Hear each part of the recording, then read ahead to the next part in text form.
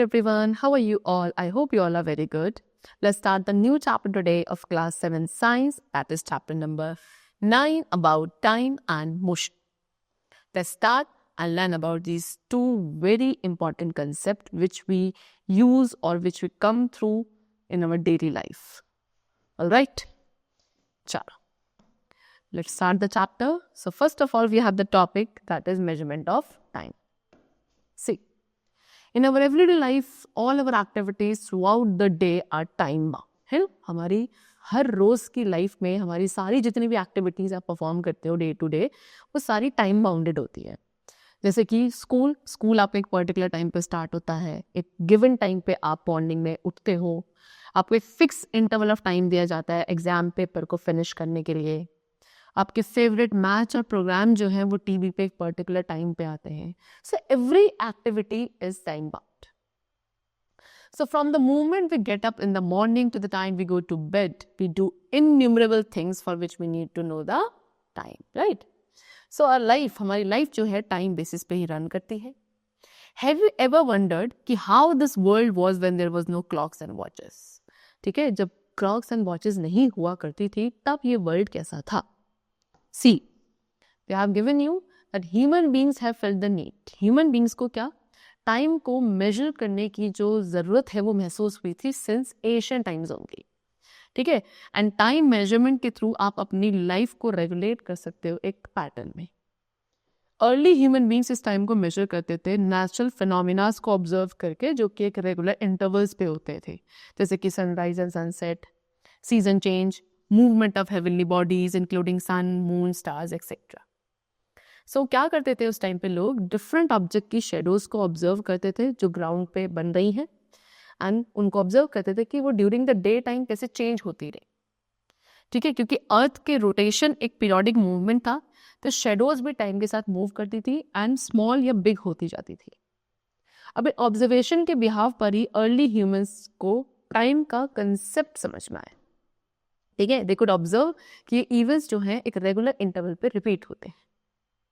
And in earlier days पे periodic events जैसे कि sunrise, sunset and phases of the moon, इनको use किया जाता था टाइम इंटरवल्स को मेजर करने के लिए. अ डे, एक दिन क्या होता था? एक सनराइज से नेक्स्ट सनराइज के बीच का जो टाइम इंटरवल था उसे माना जाता था कंप्लीट वन डे. एंड एक मंथ को कैलकुलेट किया जाता था from one new moon to the next new moon. ठीक है, time within a day, एक दिन के अंदर का जो टाइम था उसे अप्रोक्सीमेट किया जाता था सन की पोजीशन के थ्रू. देन उसके बाद धीरे धीरे कुछ इंस्ट्रूमेंट्स भी यूज किए गए टाइम मेजर करने के लिए, जैसे कि number 1 they have given you sundial. Sundial कैसे वर्क करता है? सनडाइल एक शेडो कास्ट करता है in the different positions at different times of a day. ठीक है, एक सिंपल सनडाइल आपका सर्कुलर प्लेट का बना होता है, यानी कि डायल का, जिसमें एक ट्रायंगुलर पीस ऑफ मेटल भी होगा जो वर्टिकली उस प्लेट के सेंटर में फिक्स होता है. आफ्टर दैट सनडाइल को आप इस तरीके से प्लेस करते हैं कि उसकी जो मेटल पीस है वो triangular piece of metal that is known as gnomon, वो नोमोन नॉर्थ साउथ डायरेक्शन को फेस करे. इस तरीके से हम सनडाइल को प्लेस करेंगे. जैसे सन मूव करेगा सो डज उस नोमोन की शेडो भी मूव करती है along the circular plate. And जो वेरियस पोजीशन है इस शेडो की उसको मार्क किया जाता है of on the sundial to show the different times of the day. But there was a limitation. इस सनडाइल की एक लिमिटेशन थी. मेन ड्रॉबैक क्या था कि इसे हमें आउट रखना, मतलब बाहर ओपनली रखना पड़ता था. ऑल्सो आप इसे आफ्टर सनसेट या एक क्लाउडी डे में टाइम को मेजर करने के लिए यूज नहीं कर सकते थे बिकॉज क्लाउडी डे में सन नहीं था, या फिर सनसेट के बाद आप इसका यूज नहीं कर सकते थे. तो this was a major drawback of sundial. ठीक है, next is world's largest sundial. So students, in the 18th century जब वर्ल्ड बिजी था फाइटिंग फॉर लैंड्स, तब Maharaja Sawai Jaisingh second of Jaipur, what he was doing, he was looking at the night sky. ठीक है, and then he was trying to find out some logic behind all cosmic magic. तो उन्होंने क्या करा? उन्होंने math, science and astronomy के ऊपर focus करना शुरू किया. एंड देन उसके बाद कुछ एस्ट्रोनॉमिकल ऑब्जर्वेशंस उन्होंने बाहर कंक्लूड करी and it was known as Jantar Mantar. ठीक है, जंतर मंतर को क्या किया गया? It was built across India in different states. ठीक है, कुछ एस्ट्रोनॉमिकल ऑब्जर्वेटरीज जो थी उन्होंने फिर वो इंडिया में अक्रॉस बनाई डिफरेंट सिटीज में, and considered to be the largest observatory in the world. जो जयपुर का जंतर मंतर है इसके अंदर huge and interesting stone structures है जिसके थ्रू हम सेलेस्टियल बॉडीज की पोजीशंस को इंटरप्रेट कर सकते हैं एंड लोकल टाइम कैलकुलेट कर सकते हैं। Until date, it boasts of having the world's largest stone sundial called सम्राट यंत्र, जो कि टाइम को 2 सेकेंड्स की एक्यूरेसी तक मेजर कर सकता है। ठीक है, जैसे सम्राट यंत्र। अब सम्राट यंत्र एक ऑर्डिनरी शेडो कास्टिंग मशीन नहीं है, ये एवरेज क्लॉक से भी ज्यादा एक्यूरेट है। ठीक है, ये क्या करती है, हर एक आवर को 4 ब्लॉक्स ऑफ 15 मिनट्स ईच में डिवाइड करती है। हर एक 15 मिनट ब्लॉक को फर्दर डिवाइड किया जाता है स्मॉलर ब्लॉक्स में विच आर ऑफ 1 मिनट। ठीक है, and then each 1 minute block भी सब डिवाइडेड है 10 पार्ट्स में which means 6 seconds each. And then उसके बाद हर एक 6 सेकेंड पार्ट भी डिवाइडेड है 3 पार्ट्स में एंड हर एक पार्ट सिग्निफाई करता है 2 सेकेंड्स को। So this is the reason क्यों सम्राट यंत्र आपके टाइम को 2 सेकेंड्स की एक्यूरेसी तक मेजर कर सकता है, कैलकुलेट कर सकता है।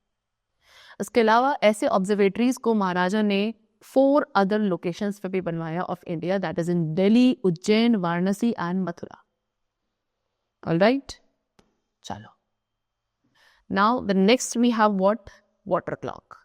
Now in a water clock, ये है वाटर क्लॉक। वाटर क्लॉक में वाटर को अलाउ किया जाता है to flow out from a hole जो एक कॉनिकल बोल शेप कंटेनर के बॉटम में किया जाता है। उसके थ्रू सारा पानी अनदर बोल में जाता है which is kept below, and the emptying of the water, इस तरीके से पानी जो है वो खाली होता जाता है। ठीक है, water filled bowl to different levels correspond to specific time period. So water clocks में बेटर एक्यूरेसी को अचीव करने के लिए क्या उसके अंदर कुछ मैकेनिज्म्स थे जो वाटर के फ्लो को कंट्रोल करते थे एज कॉन्स्टेंटली एज पॉसिबल। अब इसकी भी लिमिटेशन थी क्योंकि वाटर क्लॉक्स में वाटर इन्वॉल्व होता था, तो इसके लिए वेरिएशंस होने जरूरी थे। ठीक है, वेरिएशंस होते थे and due to the variation in the temperature of water in certain weather condition. ठीक है, क्योंकि हर एक वेदर कंडीशन में वाटर का टेम्परेचर सेम नहीं होता था, इसीलिए टाइम में भी फिर वेरिएशंस देखने को मिलते थे। Next we have sand clock. Sand clock और आर ग्लास, इसके अंदर 2 बल्ब शेप कंटेनर्स होते हैं जो ग्लास के बने होते हैं एंड वो एक नैरो ग्लास ट्यूब के थ्रू कनेक्टेड होते हैं। किसी भी एक कंटेनर में सैंड को फिल किया जाता है एंड देन क्लॉक को एक प्लेन सरफेस पर रखा जाएगा with the bulb with and at the top. जब सारी सैंड नीचे लोअर बल्ब में ट्रिकल हो जाती है, एक definite time period usually 1 hour complete माना जाता है।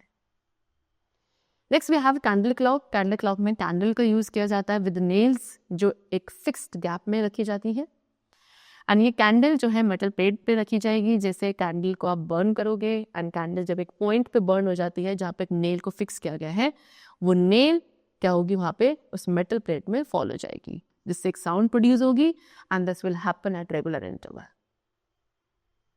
Next is mechanical clock. The need for a more accurate time measurement, क्योंकि और ज़्यादा अब एक्यूरेट टाइम मेजरमेंट की ज़रूरत फील होने लगी, जिससे मैकेनिकल क्लॉक्स का आगे चल के इन्वेंशन हुआ। मैकेनिकल क्लॉक का जो वेट था वो स्लोली लोअर डाउन होता गया and move the gears, and उसके बाद गियर्स जो थे एक हैंड को मूव करते थे विच शोड द आवर। ठीक है, फिर उसके बाद मैकेनिकल क्लॉक्स को टॉल टावर्स में बनाया जाने लगा क्योंकि weight needed space to fall और लोअर डाउन, एंड देन ये क्लॉक्स एक शॉर्ट पीरियड ऑफ टाइम तक ये काम करती थी, that is for maximum only 2 hours. This is the mechanical clock you could see. Okay, now next we come to the topic that is about motion. When an object changes its position with time, जब एक object time के साथ अपनी position को change करता है, that is said to be in motion. और अगर एक ऑब्जेक्ट की पोजीशन में कोई चेंज नहीं आ रहा है, that means वो ऑब्जेक्ट रेस्ट पे है। So are you in motion or rest when sleeping? जब आप सो रहे हो तो आप मोशन में है या रेस्ट में? So we are at rest because हमारी पोजीशन में कोई चेंज नहीं आ रहा with respect to time. Now everything in the universe, अब स्टूडेंट्स इस यूनिवर्स में हर एक ऑब्जेक्ट हमेशा मूव करता रहता है, इवन इफ भले ही आप कंप्लीटली स्टिल एक ही पोजीशन में बैठे हो, स्टिल क्योंकि आप अर्थ को बिलोंग करते हो एंड अर्थ कॉन्टिन्यूसली अपने एक्सेस पर and around the sun move करता है, so therefore we are also considered to be moving. Now look at these pictures, they show different types of motion. ठीक है, यू कैन सी। सो अब motion आपका different types का होता है। मोशन आपका रेक्टिलिनियर हो सकता है, यानी कि in a straight line, circular यानी कि in a circular path, rotational that is what कि एक सर्कुलर पाथ के अराउंड एक फिक्स ऑर्बिट पे अगर मोशन है उसे हम रोटेशनल कहेंगे। And motion could be periodic also, यानी कि एक फिक्स टाइम पीरियड के बाद जो मोशन रिपीट करता है खुद को उसे हम पीरियोडिक मोशन कहते हैं। So the earth spinning on its axis, earth का अपने ही एक्सिस पर स्पिन होना रोटेशनल मोशन है। एंड अर्थ जब सन के अराउंड मूव कर रहा है that is a circular motion. But since क्योंकि ये दोनों ही मूवमेंट्स खुद को रिपीट करते हैं फिक्स इंटरवल ऑफ टाइम के बाद, सो इसीलिए इन दोनों मोशन को पीरियोडिक मोशन भी कहा जाता है। ऑलराइट, चलो now we have simple pendulum and oscillation. So Galileo आपके फर्स्ट पर्सन थे जिन्होंने पेंडुलम्स को एक्सपेरिमेंट किया था and find out their unique characteristic that could be used to measure time. तो एक सिंपल पेंडुलम का डेवलपमेंट जो है, ठीक है, उसकी वजह से टाइम का मेजरमेंट ज़्यादा एक्यूरेट हुआ।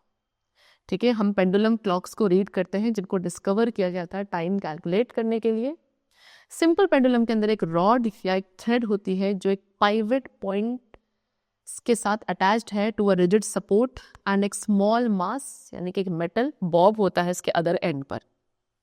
जब ये जो बॉब अटैच्ड है थ्रेड के साथ, इस बॉब को जब आप एक साइड पे पुल करते हो एंड रिलीज करते हो तो बॉब आपका स्विंग करता है ग्रेविटी के इफेक्ट की वजह से। एंड ये पेंडुलम उसके बाद बैक एंड फोर्थ मूव करेगा एक फिक्स इंटरवल पर। एंड इसी बैक एंड फोर्थ मोशन को ऑफ अ सिंपल पेंडुलम इसे कहा जाता है पीरियोडिक और oscillatory motion. And the time, वो टाइम जो एक ऑसिलेशन कंप्लीट करने के लिए एक पेंडुलम लेता है उस टाइम को कहा जाता है टाइम पीरियड। एंड एक पेंडुलम के टाइम पीरियड को आप कैलकुलेट कर सकते हैं by dividing the time taken by the number of oscillations. ठीक है, कैसे निकालेंगे टाइम पीरियड? जितना टाइम उसने लिया है divide by number of oscillations.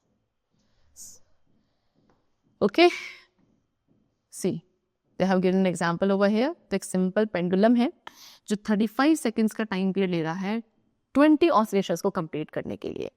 So calculate the time period of the pendulum. तो कैसे निकालेंगे? टाइम कितना है 35 सेकंड एंड ऑसिलेशंस कितनी कंप्लीट है 20। सो टाइम पीरियड निकालने का फॉर्मूला था time taken divide by number of oscillations, that means 35 divide by 20। तो कितना टाइम पीरियड हो गया? 1.75 seconds. Now measurement of time using periodic motion. See, एक पेंडुलम का जो रेगुलर मोशन है स्टूडेंट, वो उस क्लॉक के हैंड्स के मोशन को कंट्रोल करता है। जब पेंडुलम अपनी एक ऑसिलेशन को कंप्लीट करेगा वो गियर को 1 नोट से मूव करता है एंड देन गियर दोबारा से क्लॉक के हैंड्स को मूव करता है। So the length of the pendulum, pendulum की लेंथ उसके टाइम पीरियड को डिटरमाइन करती है। इसलिए पेंडुलम की लेंथ को आप स्लाइटली एडजस्ट कर सकते हैं अगर क्लॉक बहुत ज्यादा फास्ट या बहुत स्लो मूव कर रही है। बॉब का वेट जो है वो टाइम पीरियड को अफेक्ट नहीं करता, रिमेंबर इट। ठीक है, सो ये पीरियोडिक मोशन का प्रिंसिपल आपका अप्लाई किया जाता है to study the wave motion also in the light, sound and music. After pendulum clocks के बाद एटॉमिक क्लॉक्स को इंट्रोड्यूस किया गया जो कि काफ़ी एक्यूरेट है। एटॉमिक क्लॉक्स में जो एरर होता है वो अप टू जो एरर है वो 1 सेकेंड से अप टू 3000 मिलियन ईयर्स तक का होता है। एंड एटॉमिक क्लॉक्स में जो नेचुरल ऑसिलेशन है एटम्स की, वो एक पेंडुलम की तरह एक्ट करती हैं। ठीक है, दे आर एक्यूरेट क्योंकि एटॉमिक ऑसिलेशंस की हाई फ्रीक्वेंसी होती है and they are more stable also. Alright, see frequency कहाँ से आती है? Frequency comes from the word frequent and frequency measure है नंबर ऑफ ऑसिलेशंस और वाइब्रेशंस का which are taking place in unit time. Today, आज के टाइम पे हम में से बहुत से ऐसे लोग हैं जो क्वाड वॉचेस का यूज़ करते हैं। ठीक है, क्वार्ट्ज एक मिनरल है जो हमारे अर्थ क्रस्ट में फाउंड किया जाता है एंड ये वॉचेस काफ़ी एक्यूरेट है एंड ऑसिलेट करती हैं when subjected to a small amount of electric current. And electric cell जो सरफेस के साथ अटैच्ड होगा वो क्रिस्टल्स को ऑसिलेट करवाता है with an accurate frequency. And nowadays हमारे पास डिजिटल क्लॉक्स भी हैं हमारे स्मार्टफोन्स में एंड कंप्यूटर्स में।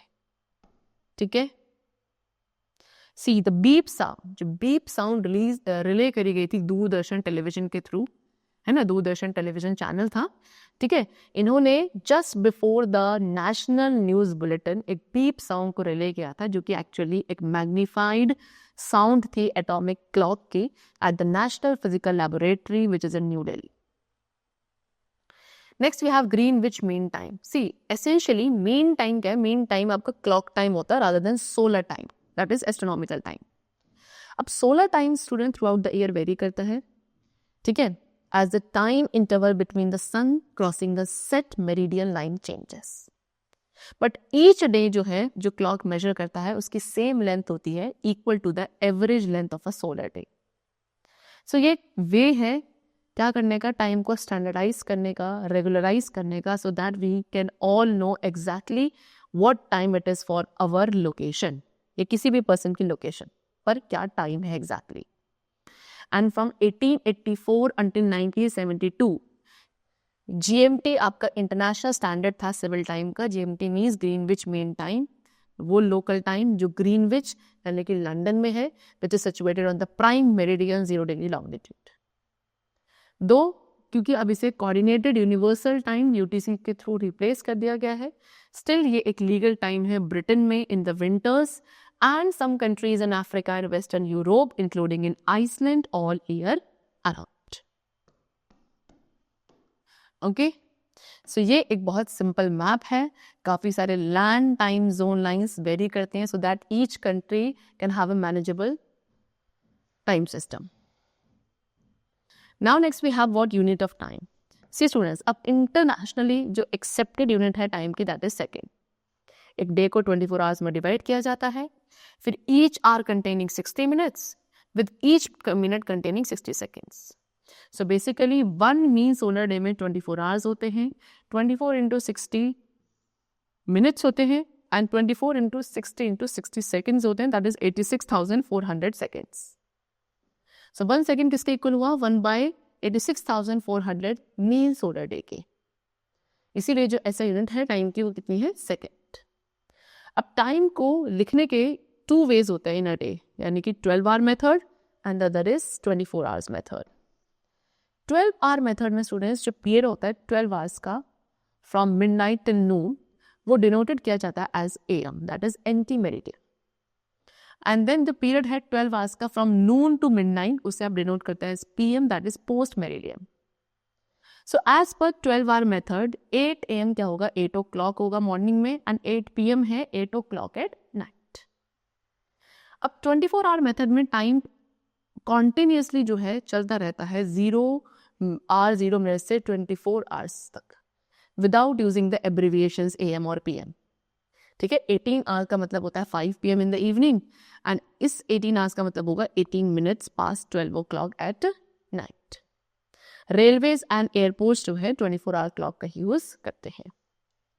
They have given you this table of conversion of time, that is 60 seconds equals to 1 minute, 60 minutes equals to 1 hour, 24 hours equals to 1 day, 365 days equals to 1 year, 10 years equals to 1 decade, 10 decades equals to 1 century, which is equals to 100 years, and 10 centuries equals to 1 millennium, which is equals to 1000 years.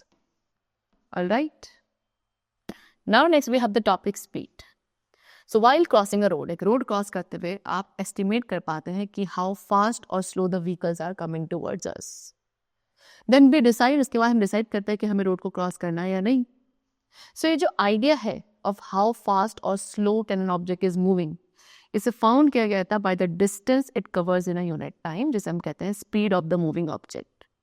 तो speed कैसे निकाली जाती है? Distance covered upon time taken. जो ऐसा unit है speed की, वो है मीटर्स पर सेकेंड, जिसे हम लिखते हैं इस तरीके से. Then there are some other units also speed की, that is kilometre per hour, miles per hour, metre per minute, centimetre per second. Alright, चलो.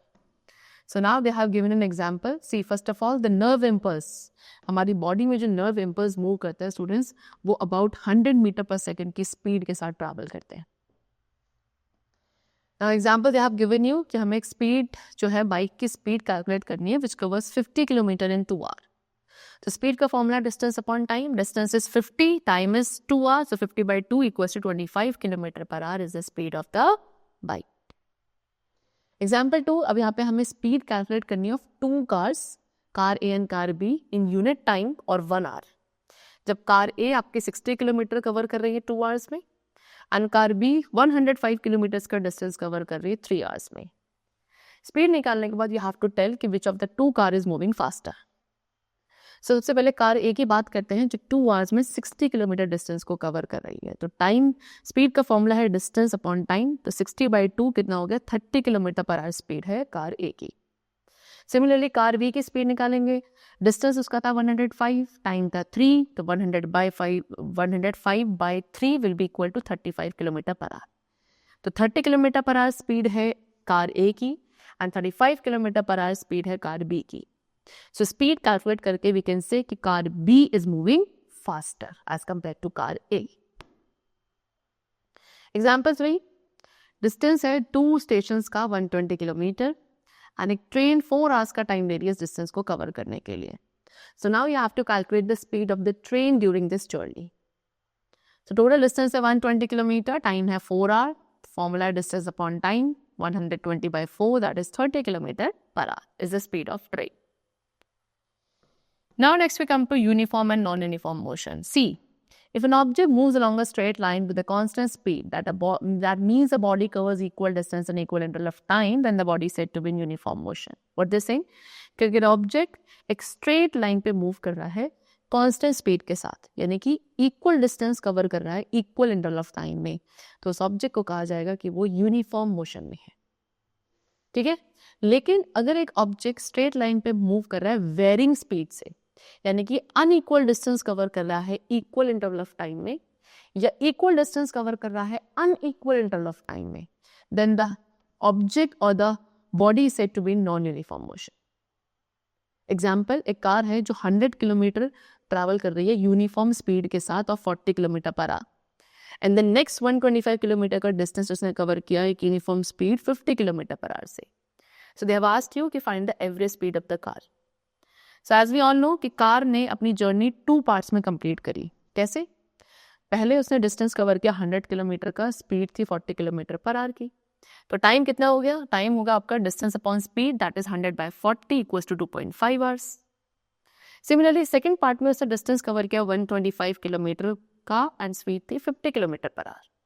सो अगेन टाइम कितना लिया, distance upon speed 125/50 that is 2.5 hours.